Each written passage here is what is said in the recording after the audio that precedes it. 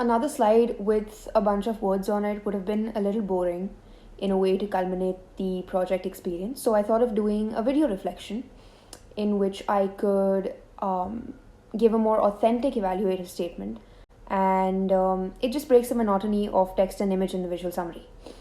So for this project, performing bodies of information, I chose it solely based on the fact of how intriguing its initial description was at the time of making the project choice.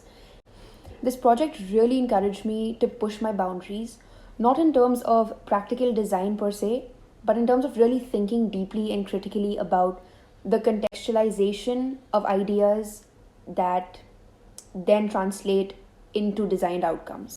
As this was a media design project, the first of its kind that I've personally encountered, the lack of design elements like color, typography, shape, image, in my particular outcome made me feel like there was something missing. But I just guess as graphic designers, we are so used to the tangibility and graphic qualities of our work that when they're missing, it sort of creates a void. The project, in all honesty, didn't unfold in the smoothest of ways. I'll be honest, after days of experiencing a creative block and revisiting the brief multiple times, research and experimentation, I finally narrowed down to an idea. I, although, was still lost in the expanse of the research that I had to carry out with relation to data and information, and things like misinformation and disinformation, fractured truths, and just the reality of it all. It was very unknown at the beginning, and you know what they say, the fear of the unknown is the greatest fear of all. The idea of data dramatization stood out to me because I have an interest in creative writing, poetry, and prose, which are aspects of performance. But I think I got carried away with the performance design more than the media design aspect of the project, in a way which meant I was straying away from the brief. I struggled with the outcome a bit because the logistics of creating that didn't fall into place for some reason. I needed different kinds of hand models and I didn't know where to find them.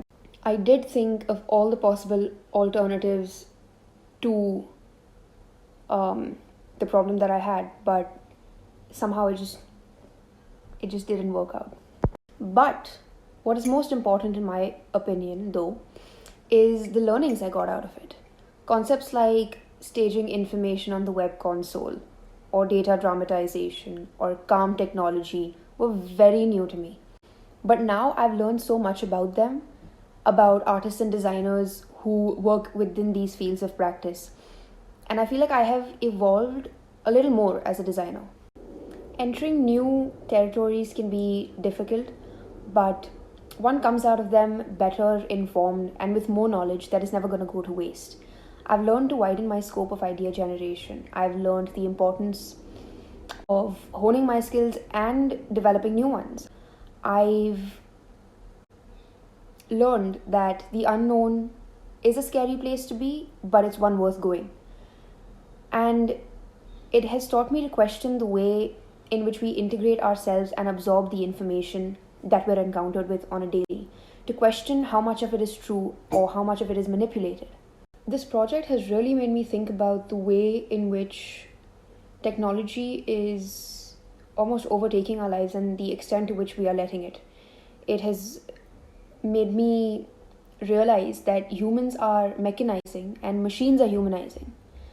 And the thought of it is scary, but it's a reality that we are experiencing right at this very moment. I could probably go on and on about this, but to conclude, I know that I can develop this project further with a more polished and clearer approach, and maybe I will. But I've taken away a lot from it, and these are learnings that are going to stay with me always.